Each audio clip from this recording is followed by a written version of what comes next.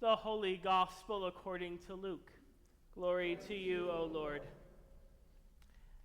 Now Jesus was teaching in one of the synagogues on the Sabbath, and just then there appeared a woman with a spirit that had crippled her for 18 years. She was bent over and was quite unable to stand up straight. When Jesus saw her, he called her over and said, "Woman, you are set free from your ailment." When he laid his hands on her, immediately she stood up straight and began praising God. But the leader of the synagogue, indignant because Jesus had cured on the Sabbath, kept saying to the crowd, "There are 6 days on which work ought to be done. Come on those days and be cured, and not on the Sabbath day." But the Lord answered him and said, "You hypocrites! Does not each of you on the Sabbath untie his ox or donkey from the manger and lead it to water? And ought not this woman, a daughter of Abraham, whom Satan bound for 18 long years, be set free from this bondage on the Sabbath day?" When he said this, all his opponents were put to shame, and the entire crowd was rejoicing at all the wonderful things being done by him. The Gospel of the Lord. Praise to you, O Christ.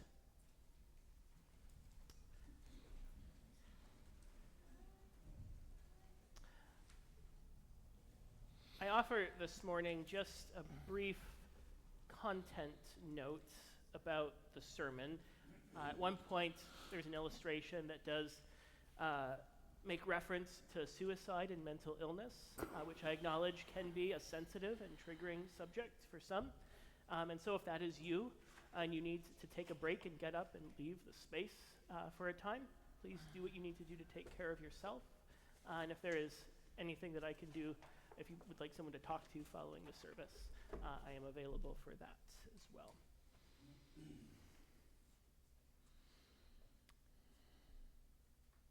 No one likes to be ignored, made to feel unimportant, or worse, invisible. This woman, unnamed, as so often women are in Scripture, knew this feeling all too well, and probably better than most. Described only as having a spirit that had crippled her for 18 years, making her unable to stand up straight. Nothing more is known about this woman, her lack even of a name, underscoring her invisibility. Judged for her disability in a society that often ascribes such things to divine judgments. Well, she must have done something wrong, something to deserve this, they said. And ignored for being a woman in a heavily patriarchal culture that devalued her voice and her perspective. Enduring chronic pain that modern commentators have suggested to be ankylosing spondylitis, a type of arthritis that affects the spine and causes severe stiffness, inflammation, fatigue, and acute pain, among other things, which, while not curable, can be managed by the advances of modern medicine, none of which, of course, would have been available to this woman. She endured 2 types of pain, one commentary summarizes: the intense psychological pain of being rendered invisible, and the tortuous physical pain of having a debilitating condition. We do not know whether she suffered silently or loudly, but we do know that she suffered greatly. She had no reason to expect anyone to notice her, least of all Jesus, a total stranger who probably had other more important things to do. She had every reason to expect that she would keep on living the next 18 years, much like the last, rendered invisible by the pain she carried in her body and the pain of being ignored. Jesus heals a crippled woman, as my own Bible, and maybe yours, titles this story. But you know by now how I feel about those made-up titles, absent as they are from the original Greek. Still, if I had to assign a title to this story, I might suggest Jesus sees a woman in pain.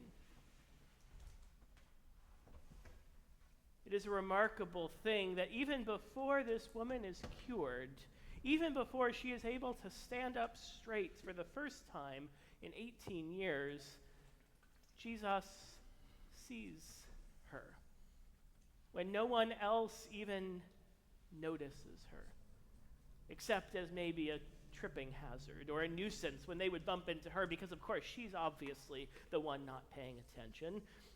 Never mind the fact that her condition made it quite impossible for her to do just that. Jesus sees her, calls her over, speaks to her, centers one who has been pushed aside, and he lays his hands on her. There is power in physical touch like that. And he frees her from her invisibility. The healing act is so much more than the ability to stand upright, though that had to feel incredible. It is the act of being seen and recognized instead of being talked about at best and at worst ignored. And in so doing, Jesus sets an example for us to see those who have been pushed aside, to call to them, to speak to them and not merely about them, to center and embrace their experience, to see our siblings who suffer, to hear them when they cry out, to take notice of them, to meet them with compassion and solidarity. Who is crying out to be seen in our midst? Who is easy for us to ignore and render invisible? I never expected my casual summer reading to take me on a side quest into the much darker world of The Haunting of Hill House. First, the 1959 Gothic horror novel by American author Shirley Jackson. Has anyone read it? And then the more recent 2018 Netflix miniseries, loosely based on Jackson's book. Both book and miniseries, which both admittedly have their share of jump scares, the latter especially, still defy the typical trappings of horror. Beyond just another scary movie, they each in their own way deal with the very real horror of what it means to be haunted by trauma and mental illness.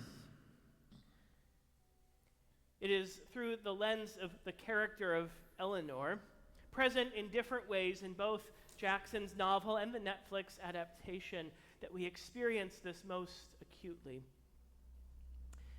In the miniseries, Eleanor, or Nell as she is most often called, is one of the youngest of the 5 Crane siblings, and one of the most affected by what she and her family experienced while they lived in Hill House.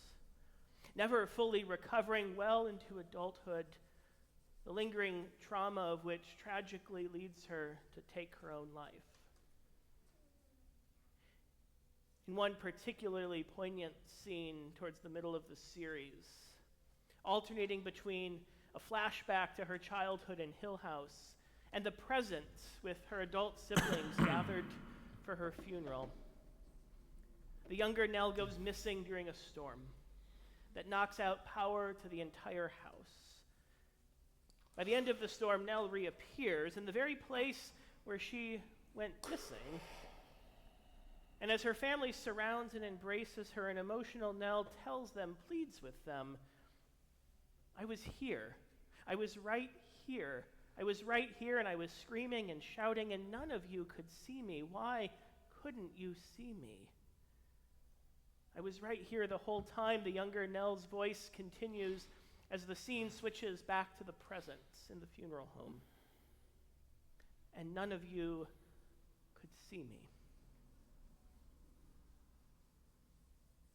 Who is crying out to be seen in our midst?